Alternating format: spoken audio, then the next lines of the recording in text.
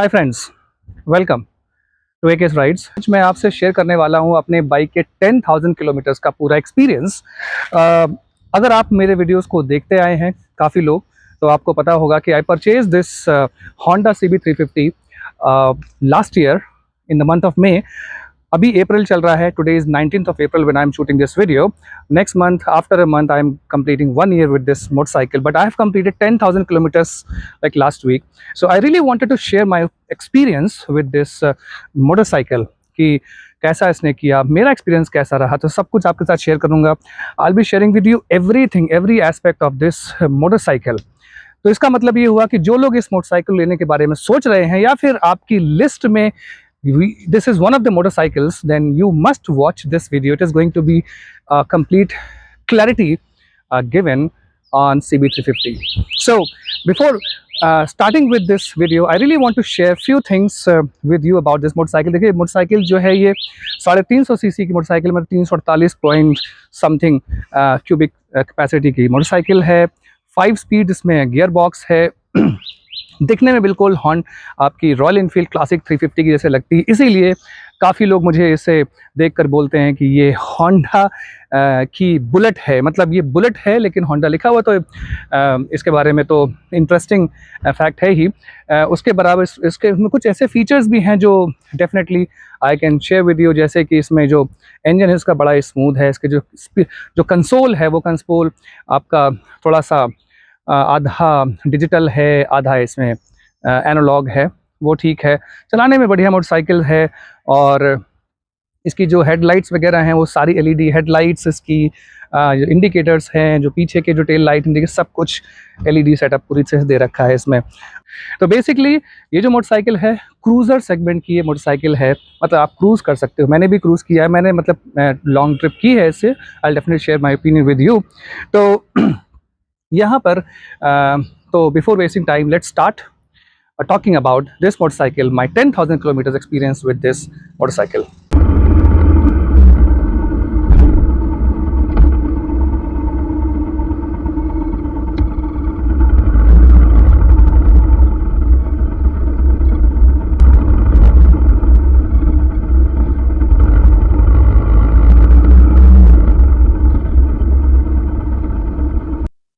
तो इस पूरे वीडियो में मैं बात करूंगा इसकी बिल्ड क्वालिटी, डिज़ाइन की। मैं लिख के लाया हूँ, कुछ चीज़ें भूल ना जाऊँ। फिर बात करूंगा इंजन परफॉर्मेंस की, माइलेज, फ्यूल एफिशिएंसी की बात करूंगा। फिर बात करूंगा राइड कंफर्ट एंड जो सीटिंग एर्गोनॉमिक्स है उसकी बात करेंगे। फिर बात करेंगे इसके टायर्स, ब्रेक्स और सस्पेंशन सेटअप की। फिर बात करेंगे इसकी मेंटेनेंस और सर्विस की।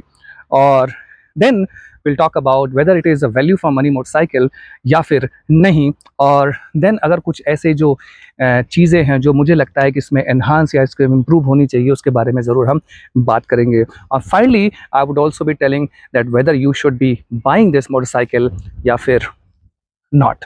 ठीक है, तो अगर इसकी बिल्ड क्वालिटी, डिज़ाइन की बात करें, सबसे पहले बात आती है इसकी पेंट क्वालिटी की। देखो भाई, इसका जो पेंट क्वालिटी है ना वो बहुत ही टॉप नॉच है। मतलब 1 साल पूरे होने वाले, मुझे कहीं से भी पेंट इसका जो चिप इन होता हुआ मालूम नहीं पड़ रहा है। वेदर इट इज़ टैंक हो या उसका जो फेंडर हो, यहाँ पे कहीं भी पेंट चिप इन नहीं हो रहा है। इसका मतलब इसका पेंट क्वालिटी वाकई में होंडा वालों ने अच्छी दी है। देखो, मैंने बाइक खरीदी थी लास्ट ईयर मई में। इसका मतलब इसने बारिश भी झेली, इसने बहुत भयंकर गर्मी भी झेली है, बारिश भी झेली है, फिर सर्दियाँ आई हैं और फिर से गर्मियाँ शुरू हो चुकी हैं। तो पेंट क्वालिटी इसकी मुझे लगा है बिल्कुल टॉप नॉच है। प्लस में जो फिट एंड फिनिश है ना, fit and finish I would से बहुत ही बढ़िया। देखो, एक एक चीज़ अगर आप देखो ना, चाहे जहाँ पर अगर वेल्डिंग हुई हो, ठीक है ना, इवन इनका जो ये मैंने अलग से होंडा का जो ये टॉप रैक लगवाया वो भी मुझे लगता है बिल्कुल फिट एंड फिनिश बहुत ही बढ़िया। जो बोल्ट, नट बोल्ट हो गया, अगर आप नट देखें इसको, ये एक जो नए डिज़ाइन के देखो जो देखने में थोड़े से अच्छे लगते हैं, ठीक है ना, सारे आप देख लीजिए। मतलब इसको बोल्ट हैं, चाहे जो चीज़ है, फिट एंड फिनिश बहुत ही बढ़िया है इसमें दे रखी है। मुझे कहीं भी ऐसा नहीं लग रहा है कि मतलब उन्होंने जल्दबाजी में कुछ ऐसा करके कि उसको जोड़ दिया है या कुछ ऐसा कुछ नट लगा दिया जो कि लग रहा है कि वहाँ पे बिल्कुल फिट नहीं हो रहा, वो बाइक के साथ सिंक नहीं हो रहा है। यानी कि हर चीज़ मुझे सब कुछ सही लग रहा है। अगर हम बात करें इसकी रस्टिंग की, तो रस्टिंग का मुझे ऐसा कुछ इशू नहीं लग रहा है कहीं पर भी, क्योंकि ज़्यादातर इसमें पेंट है और प्लस इसमें जो क्रोम का पार्ट, क्रोम इसमें हालांकि बहुत कम है, ज़्यादा नहीं, लेकिन फिर भी यहाँ पर अगर देखें तो मुझे ऐसा कहीं कुछ खास नहीं लग रहा। लेकिन हाँ, थोड़ा सा मुझे यहाँ लग रहा है कि ये थोड़ा सा मुझे येलोइश हल्का सा समझ में आ रहा है, but I think it's like एक वेयर एंड टियर का पार्ट हो सकता है। थोड़ा सा हल्का सा समय के साथ थोड़ा बहुत तो होगा ही होगा। प्लस अगर आप इसका ये देखें आप एग्जॉस्ट आप देखो ना, बिल्कुल अभी भी क्रोम का है, बिल्कुल फिनिश है, कहीं पे भी ऐसा कुछ भी समझ नहीं आ रहा मुझे। बस यहाँ पर मैं इसके जो ये नट देखता हूँ, थोड़ा सा हल्का सा मुझे लगता है कि थोड़ा सा, अगर मैं ये वीडियो जस्टिफाई कर पा रहा है कि नहीं आई डोंट नो, बट थोड़ा सा मुझे ये लगता है, हल्का सा मुझे रस्टिंग बहुत हल्की सी मालूम पड़ रही है, जो कि हालांकि मुझे लगता है इतना मैटर इसमें नहीं करता है। अगर हम बात करें इसके स्विचेस की, स्विचेस भाई बहुत ही बेहतरीन दे रखे हैं इन्होंने। हर चीज़ बिल्कुल टॉप नॉच तरीके है, चाहे आप ये स्विच देखो, आप ये देखो, ऐसा नहीं लगता है कि बहुत ही फिल्मजी से स्विचेस दे रखे हैं या फिर बड़े ही ऐसे हैं जो आपको छूने में मज़ा नहीं आएगा। तो सब कुछ जो एक तरीके से अच्छा दे रखा है। प्लस में अगर आप USB चार्जर देखते हैं तो ये बड़ा ही अच्छी तरह से एक स्नग फिट कर रखा है, ऐसी जगह फिट कर रखा है। कई लोग ये बोलते हैं कि थोड़ा सा ऑपरेट करने में दिक्कत होती है, तो ये बिल्कुल मानता हूँ, थोड़ा लगाने में दिक्कत होती है यहाँ पर, लेकिन ये जो ऐसी जगह फिट है तो इस पर मतलब टूटने का दर इसमें ना के बराबर है, क्योंकि बहुत मुश्किल से भी हाथ ही पहुँचता है, तो ये मतलब आपका इंटैक्ट रहेगा। तो मेरे हिसाब से ये बहुत ही सही जगह दे रखा है इन्होंने यहाँ पर।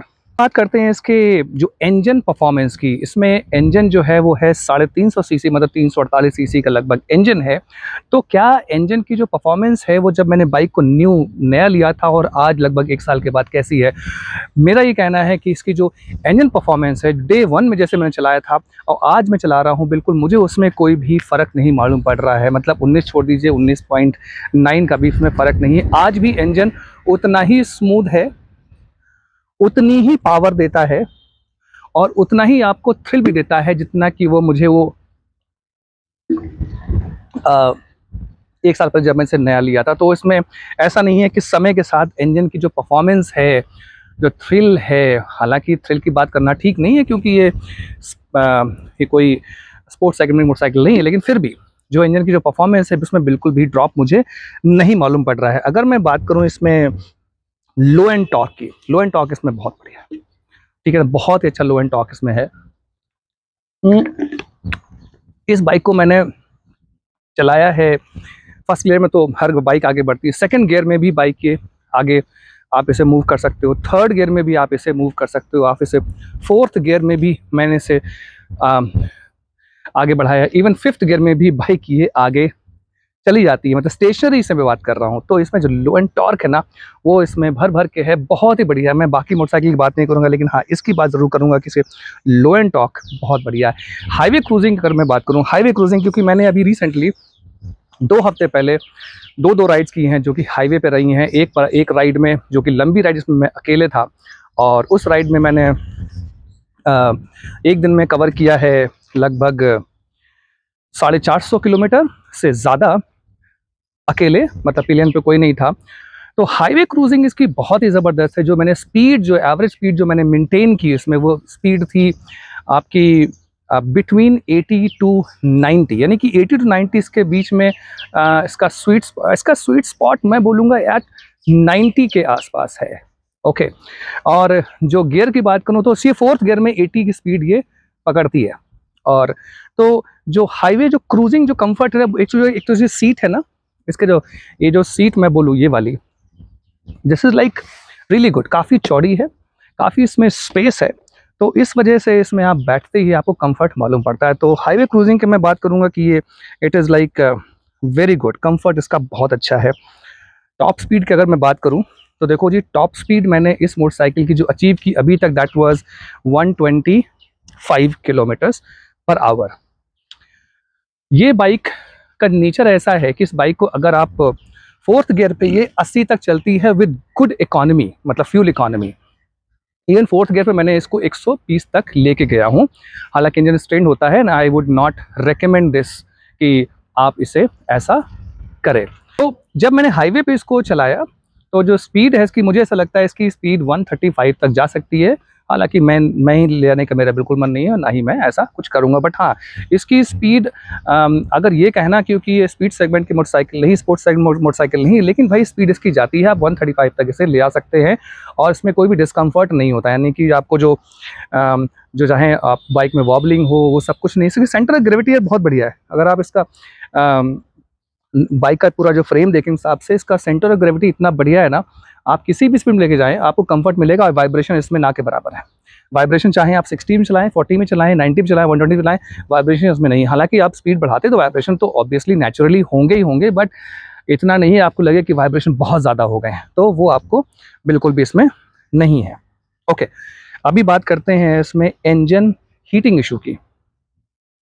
देखो, जब मैंने डे 1 इसको लिया था, जब मैं शोरूम से निकला, that was May month, engine heating बहुत ज़्यादा हो रही थी, क्योंकि मुझे पता था कि 350 सीसी की मोटरसाइकिल है और इसमें एयर कूल्ड इंजन है, तो इंजन हीटिंग होगी, तो इंजन हीटिंग है। बट अगर आप इसे आप सिटी में चला रहे हैं, कम स्पीड में चला रहे हैं, बार बार ब्रेक लगा रहे हैं, एक्सलेट कर रहे हैं, तो इंजन हीटिंग आपको ज़्यादा मालूम पड़ेगी। लेकिन अगर आप इसे हाईवे पे क्रूज़ कर रहे हैं तो इंजन हीटिंग आपको मालूम नहीं पड़ेगी, एक नॉर्मल मोटरसाइकिल तरह आपको इसको बिहेवियर इसका लगेगा। हाँ, but it is always recommended कि आप इसे शूज़ पहन के भी ही मोटरसाइकिल चलाएं, क्योंकि एक दिन मैंने इसको चप्पल पहन के चला दिया, जो विच इज़ नॉट रिकमेंडेड, कि मुझे थोड़ा सा बर्निंग का सेंसेशन मुझे हो गया था। तो देखो, क्योंकि इंजन बड़ा इंजन है, अगर आप इसे, अब वैसे तो चप्पल पहन के चलाना तो कोई बाइक भी नहीं चलानी चाहिए, चाहे बाइक हो चाहे स्कूटी हो, हमेशा शूज़ पहन के चलाना चाहिए। तो इट इज़ रिकमेंडेड कि आप इसे शूज़ पहन के ही इसे आप चलाएं। ओके, अब हम बात करते हैं इसके माइलेज और फ्यूल एफिशिएंसी की। तो माइलेज फ्यूल एफिशिएंसी की अगर हम बात करें तो आई वुड डेफिनेटली से I am really very very happy. हालांकि बहुत लोग मुझे बोलते हैं ऑनलाइन मेरे यूट्यूब चैनल पर कि भाई इसका जो माइलेज है उनको मिल रहा है 35, 35 तो किसी को 30 मिल रहा है, किसी को 25 मिल रहा है, 30 के बिलो मिल रहा है, बट मुझे इसका माइलेज जो है ना, डे 1 मुझे मिला था 40 प्लस, आज भी मुझे 40 प्लस ही मिल रहा है। चाहे मैं सिटी, अगर सिटी की बात करूं, नॉर्मल बात करूं, तो 35 प्लस मुझे मिलेगा सिटी राइड में, but if I am on the highway I am very easily getting 42 43 plus mileage.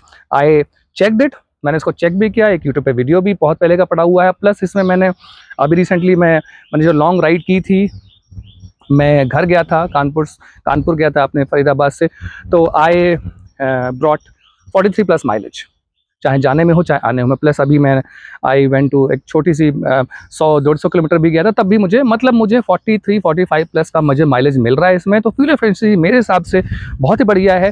Depend करता है कि आप इसे कैसे राइड करते हैं, क्योंकि मैंने देखा बहुत लोग, अगर आप इसे रेव करोगे ज़्यादा, आप इसे गलत गियर रेशियो में चलाओगे, तो ऑब्वियसली आपको माइलेज नहीं मिलेगा।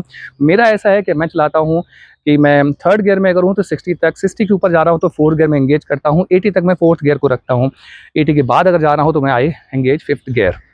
तो अगर आप इस तरह से चलाएंगे तो आपको माइलेज अच्छा ही मिलेगा। हाँ, अगर आप इसे बिल्कुल स्पोर्ट्स बाइक की तरह भगा रहे हैं, चला रहे हैं, तो फिर माइलेज की उम्मीद करना बेकार है, माइलेज फिर नहीं मिलेगा भाई आपको, ठीक है ना।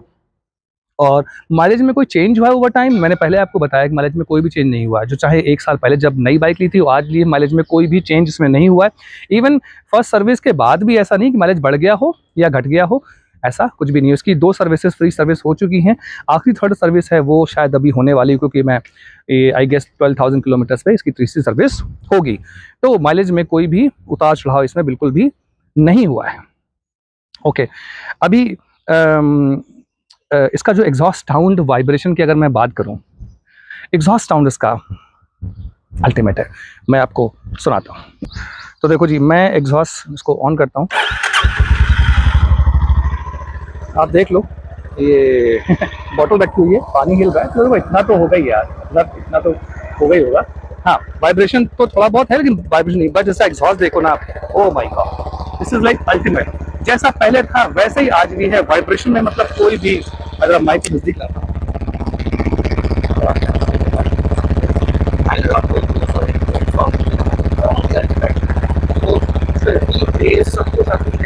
इतना भी नहीं है, एग्जॉस्ट उतना भी नहीं है कितने पे आपके कान फाड़ दे, मतलब अच्छा ना लगे, लेकिन हाँ बहुत ही सूदिंग ईयर को है। अभी बात करते हैं इसकी राइड कंफर्ट और एर्गोनॉमिक्स की। देखो, राइड कंफर्ट मैं पहले ही बोल चुका हूँ, इसकी जो सीट हाइट है ना वो है 800 mm की। तो इसका मतलब है कि, हालांकि मुझसे कई लोगों ने पूछा है कि किस हाइट वाले लोगों को ये बाइक ले सकते हैं। देखो, सबसे पहले तो डिपेंड नहीं करता कि आपकी हाइट क्या है। अगर आपकी हाइट 5'2", 5'3" भी है ना, you can ride this motorcycle. It all depends कि आप कितना कॉन्फिडेंस आप में है बाइक चलाने में, आप कितना कंफर्ट महसूस करते हैं बाइक चलाने में। क्योंकि कई लोग होंगे जो बाइक चला रहे हैं, स्कूटी चला रहे हैं, लेकिन उनको कंफर्ट नहीं है, कन्वीनियंस नहीं आ रहा चलाने में। एक और चीज़ है, आप बाइक चलाना कितना इन्जॉय करते हैं। देखो, अगर आप मोटरसाइकिल चलाना इन्जॉय करते हैं, एक थोड़ा सा बाइक एंथुजियास्ट हैं, तो बाइक आप आराम चला देंगे, क्योंकि आपको मजा है चलाने में, आप सीखेंगे, आप उसका आपको चलाने का मन है। तो देखो, 800 फीट हाइट, बहुत ज़्यादा नहीं है, बहुत कम भी नहीं है। हाँ, लेकिन आप इसे आराम से चला सकते हैं। एर्गोनॉमिक्स की बात करें तो भाई बिल्कुल आप स्ट्रेट बैठते हैं। इसका मैं उसको बैठ के दिखाऊँ आपको तो आई वुड से, अगर आप देखो ना तो मेरे जो हैंड्स है ना बिल्कुल स्ट्रेट रहते हैं। हल्का सा आप हल्का सा लीन करते हो, विच इज़ एक्चुअली नेसेसरी। अगर आप ऐसे बैठोगे तो वो भी आपको, आपके जो बैक में पेन हो जाएगा। हल्का सा आपको बेंड तो होना पड़ेगा, लेकिन हाँ हाँ, आप आपके बिल्कुल पूरी तरीके से बिल्कुल फ्री होते हैं, कंफर्ट रहते हैं वो, which is like very important. तो सीट काफ़ी चौड़ी है। इवन जो पिलियन सीट है ना, वो ध्यान दो, वो थोड़ी सी अच्छी है। That's also okay. हालांकि मैंने सीट कवर लगा रखे हैं तो उससे थोड़ा सा और कंफर्ट मुझे इसका अच्छा मिल चुका है। ठीक है ना। अच्छा, और अगर इसमें बाकी हम बात करें सस्पेंशन, ओके, सस्पेंशन की अगर मैं बात करूं यहाँ तो आई वुड से कि इसका सस्पेंशन है थोड़ा सॉफ्ट है। खासकर जो पीछे वाला, देखो आगे के जो सस्पेंशन जो है वो ये अपसाइड डाउन नहीं है, टेलीस्कोपिक हैं। लगते हैं अपसाइड डाउन बट नहीं, एक्चुअली वो टेलीस्कोपिक ही हैं। पीछे का सस्पेंशन इसका मुझे थोड़ा सा काफ़ी सॉफ्ट लगता है, यानी कि अगर बम्पी रोड्स है, थोड़ा सा गड्ढे वड्ढे हैं, थोड़ा सा मुझे आराम से चलाना पड़ता है।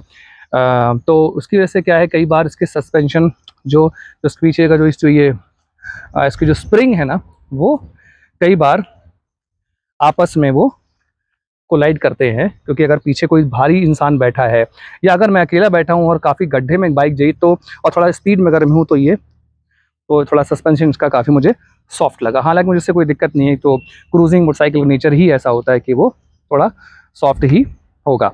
और उसके अलावा अगर मैं बाकी बात करता हूँ इसके हैंडल बार, फुट पैक, मैंने हैंडल बार आपको ऑलरेडी बता दिया है। हैंडल बार बहुत ही बेहतरीन है। फुट पैक मुझे सही लगते हैं, ना मुझे चेंज कराने हैं, मुझे फुट पैक इसके बेहतरीन लगते हैं, कोई दिक्कत नहीं है। मैं इस पर स्पीड की बात ज़रूर करूँगा, क्योंकि अगर मैं अकेले राइड कर रहा हूँ इसको, तो मेरी जो अच्छी स्पीड जो मैं चलाने मज़ा आता है वो 80 to 90 के बीच में, लेकिन 90 बहुत अच्छे से चलती है।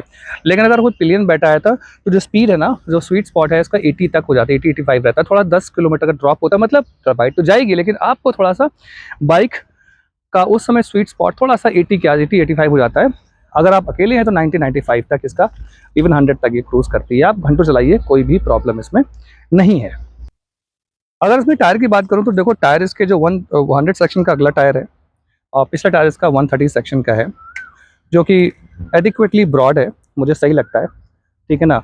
जो ग्रिप है वो बहुत ही अच्छी है।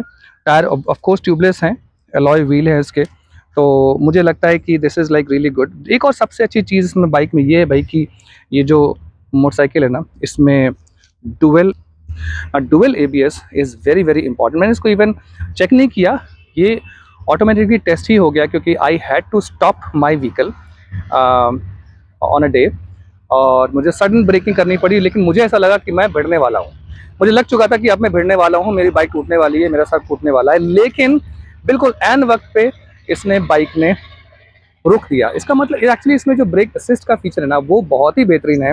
जो नॉर्मली आपको अगर आप ब्रेक लगाते हो, बाइक को समझ में आ जाता है कि जो राइडर है वो ब्रेक लगाना चाह रहा है तेज़ी से, तो वो अपने से भी आपको असिस्टेंस करके आपकी बड़ी बाइक को या गाड़ी को आपको रोक देता है। That is very very important I would से।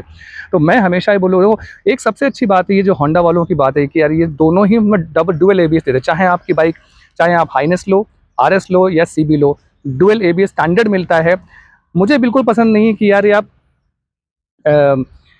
किसी मॉड वर्जन में आप सिंगल चैनल ABS दे रहे हो, किसी में डबल दे रहे हो तो उसके ज़्यादा पैसे ले रहे हो। तो एक स्टैंडर्ड रखो, क्योंकि this is a like safety feature. इससे मतलब खिलवाड़ या करने की, मतलब I don't think that company should do it. So I would से दिस इज़ रियली गुड।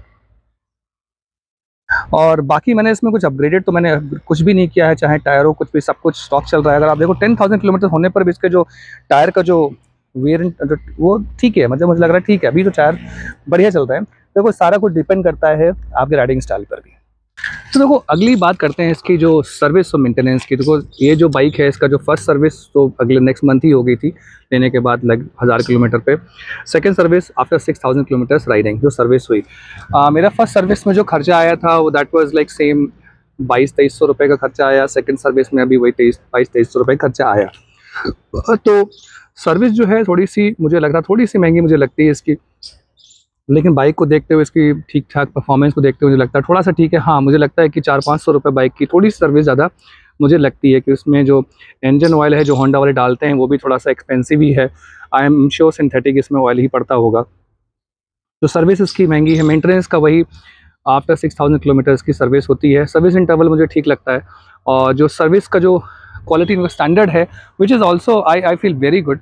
इनके सर्विस सेंटर में, इनका जो ओखला में सर्विस सेंटर है मैं उसी में ही जाता हूँ दिल्ली में, और तो वहाँ पे जो भी स्टाफ है they are also very good. आप उनसे कुछ चीज़ बोलेंगे तो वो कर देंगे, और if they find if there something that has to be changed और should be like done in your bike, they will let you know. ऐसा नहीं कि वो बस उनका काम है सर्विस किया और छोड़ दिया, ऐसा नहीं है। तो I have seen this, and अगर कोई कुछ ऐसा कुछ प्रॉब्लम है, कुछ भी डिफ़िकल्टी आपको है, आप if you share with them they will find out solution and they will do it for you. So मुझे लगता है सर्विस एक्सपीरियंस मुझे उसका बेटर लगा। उनका जो एनवायरनमेंट है that is also very good. तो this is about the service. और फिर अगर मैं इसकी बात करूँ कॉस्ट की, मैंने ऑलरेडी बोला थोड़ा सा एक्सपेंसिव है यार, और इश्यूज़ का ऐसा मुझे कुछ समझ नहीं आया। It's all good, there was no issue. Spare parts की अवेलेबिलिटी की बात करूँ अगर मैं स्पेसिफिकली, तो क्योंकि नई मोटरसाइकिल्स में स्पेयर्स का ऐसा कुछ नहीं है। हाँ, इसके जो CB350 की स्पेशली बात करूँ, इसके जो भी एसेसरीज़ हैं मुझे इसका नहीं मिला। तो इसीलिए मैंने ज़्यादातर जो एसेसरीज़ हैं वो होंडा की लगाई, which I feel is a good in a way. चाहे इसकी जो आगे की जो विंडशील्ड हो, इसके जो इंजन गार्ड हो, ठीक है ना, वो इंजन क्रैश गार्ड हो, वो यानी ये जो टॉप बॉक्स लगा, टॉप बॉक्स के नीचे का जो रैक हो, वो सारा मैंने होंडा का ही लगवाया है। क्योंकि I tried to find out online, even चाहे मैं करोल बाग गया, मुझे इसके एसेसरीज़ नहीं मिली रिसेंटली। अब मुझे लगता है क्योंकि बाइक के सेल थोड़ा सा ट्रैक्शन लिया है, people have started liking this motorcycle specially compare to Highness, क्योंकि हाइनेस मोटरसाइकिल है that is more famous among the riders. I don't know the reason, but मुझे जब मैं शोरूम पे गया तो मुझे हाइनेस के बगल में जब ये खड़ी दिखी तो मुझे ये ज़्यादा एक बेटर मोटरसाइकिल लगी। तो मैं, जैसा मैंने बोला, इसकी सेल ने ट्रैक्शन लिया है, तो अब जो मैन्युफैक्चरर्स हैं they have started making accessories for this motorcycle also. अभी बात करते हैं कि वैल्यू फॉर मनी मोटरसाइकिल ये है कि नहीं है। देखो जी, I would definitely say it's a value for money motorcycle. हाँ, अगर आप you are thinking of riding a good motorcycle, better comfort, more convenience, and a great road presence, this motorcycle is for you. So I would like to say, अगर आप वो इंसान हैं जो एक अच्छी मोटरसाइकिल की बाइक चलाना चाहते हैं, एक अच्छा रोड प्रेजेंस चाहते हैं, यानी कि चार लोग देखें, मुड़ के देखें, हेड टर्नर मोटरसाइकिल है ये। क्योंकि ये मोटरसाइकिल बहुत कम दिखती, क्योंकि दिखती है क्लासिक के तरीके लेकिन है नहीं के लिए। अगर आप सोच रहे हैं value for money in the sense कि भाई आप बाइक खरीदेंगे, 2-4 साल चलाएंगे, फिर इसको बेचेंगे, आपको इसका अच्छा क्या है, आपको इसका अच्छा रीसेल वैल्यू मिलेगी, शायद नहीं मिलेगी, क्योंकि लोग आज भी क्लासिक के ही दीवाने हैं। मैं ये नहीं बोल रहा कि रॉयल एनफील्ड की मोटरसाइकिल खराब है, गलत नहीं, सब कुछ अच्छा है। It is also a good product. तो अगर आप इसको रीसेल के एंगल से देख रहे हैं तो शायद आप निराश हो सकते हैं कि इसको आपको रीसेल वैल्यू इतनी अच्छी नहीं मिली। लेकिन हाँ, आप जब तक इस बाइक को रखेंगे, आपको जो एक्सपीरियंस है आपका, वो आपको बहुत ही बेहतरीन मिलने वाला है। That I am very sure about it. तो ये रहा कि value for money. Of course आप जब कंपेयर करते हैं रॉयल एनफील्ड सर कंपेयर करेंगे तो देखो रीसेल में तो ये कहीं तैयार नहीं रहती है, ठीक है ना। बाकी मोटरसाइकिल में एट पार है, चाहे वो उनकी मोटरसाइकिल बहुत अच्छी है, ये मोटरसाइकिल भी बहुत अच्छी है। हाँ, अगर मैं बात करूँ जैसे आप जावा एसडी की मोटरसाइकिल भी आप कंसीडर करें, then I would say go for this motorcycle, because उसमें देखो माइलेज नहीं है। जावा एसडी की मोटरसाइकिल में माइलेज नहीं है। हाँ, उनमें 6 गियर आते हैं, इंजन उनका लिक्विड कूल इंजन है, वो सब कुछ ठीक है। बट अल्टीमेटली जब आप कोई भी मोटरसाइकिल लेते हैं तो शुरू के कुछ दिन आप इंजॉय करते हैं, क्योंकि नई चीज़ है, एक नया एक्सपीरियंस आपके लिए। बट लेटर ऑन, क्योंकि मोटरसाइकिल आपने खरीदी है क्योंकि you have to go from point A to point B, ultimately तो आपको जाना है ना। तो अगर आपको वो माइलेज बहुत कम दे रही है, रैटलिंग साउंड आने लगा कुछ समय के बाद, वाइब्रेशन बहुत ज़्यादा है, कुछ और भी ऐसा इश्यूज़ है, मैकेनिकल इश्यूज़ बार बार आ रहे हैं, तो फिर आपका जो एक्सपीरियंस है ना, वो फिर धीमे धीमे स्टार्ट्स फेडिंग आउट, ठीक है ना। तो आप चाहे कोई भी मोटरसाइकिल लें, कुछ भी लें, आपको पता होना चाहिए उनके प्रोज एंड कॉन्स क्या है, ठीक है ना। क्योंकि आप कोई भी चीज़, नई चीज़ मार्केट में आती है, शुरू में वो ट्रैक्शन बनाती है, लोगों में एक अपनी इमेज क्यूरियोसिटी क्रिएट करती है, लोग समझ खरीदते हैं, उन्हें लगता है कि यार ये नई चीज़, ये खरीदना चाहिए। आप ये ध्यान रखिए, क्योंकि आपको वो चीज़ अपने पास रखनी है, आपको उसे यूज़ करना है। जब यूज़ करते समय बार बार एक चीज़ आपको हॉन्ट कर रही, परेशान कर रही है ना, then you start disliking that. मुझे ऐसा लगता है इस मोटरसाइकिल में ऐसा कुछ नहीं है जो आपको इन द लॉन्ग रन आपको डिसलाइक करने को मजबूर करे। Finally I want to say कि ऐसी कौन सी चीज़ है जो मुझे लगता है इसमें इम्प्रूव करनी चाहिए होंडा को। तो मुझे ऐसा लगता है कि इसका जो इंजन है वो एयर कूल्ड इंजन है। हमारी देश की जो क्लाइमेट को देखते हुए मुझे ऐसा लगता है कि इसमें लिक्विड कूल्ड नहीं, एटलीस्ट आप ऑयल कूल्ड इंजन आपको देना चाहिए। ऐसा मुझे ऐसा लगता है कि that is like really important. इतने हायर सेगमेंट की मोटरसाइकिल अगर आप एयर कूल दे रहे हो ना, तो इतनी बड़ी भयंकर गर्मी जो होने वाली, उसमें थोड़ा सा इट क्रिएट्स लिटिल प्रॉब्लम। तो दोस्तों, ये मेरा रिव्यू था मोटरसाइकिल के साथ 10,000 किलोमीटर कंप्लीट करने के बाद। आपको ये रिव्यू कैसा लगा ज़रूर बताइएगा मुझे, कमेंट्स लिखिएगा। वीडियो अगर आपको अच्छा लगता है तो प्लीज़ लाइक कीजिए, सब्सक्राइब कीजिए, और दूसरों के साथ भी आप शेयर कीजिए प्लीज़ वीडियो को। And finally I really want to say कि अगर आपको ये मोटरसाइकिल ख़रीदनी है, अगर आपके ये लिस्ट में है, तो आई वुड डेफिनेटली से इसको केवल लिस्ट में ही ना रखिए, इसकी टेस्ट ड्राइव ज़रूर लीजिए। शोरूम पे जाइए, टेस्ट ड्राइव आपको मिल जाएगी इसकी, बहुत आराम से एक्सपीरियंस कीजिए मोटरसाइकिल को, देन डिसाइड कि आपको ये बाइक लेनी है नहीं लेनी। I am not telling you that you should by this motorcycle. मैं सिंपल ये बोल रहा हूँ कि जो मोटरसाइकिल है इट इज़ वर्थ कंसिडरिंग और worth trying, worth taking a trial. आपको अच्छी लगे बाद में आप इसको ले सकते हैं। बाइक अगर आपको अच्छी लगे ज़रूर परचेज कीजिए। ये वीडियो कैसा लगा ज़रूर बताइए मुझे। My name is Amit Kumar Sharma. I like riding bikes. So thanks very much everyone for watching this video today. मिलते हैं फिर अगले किसी वीडियो के साथ। Bye bye.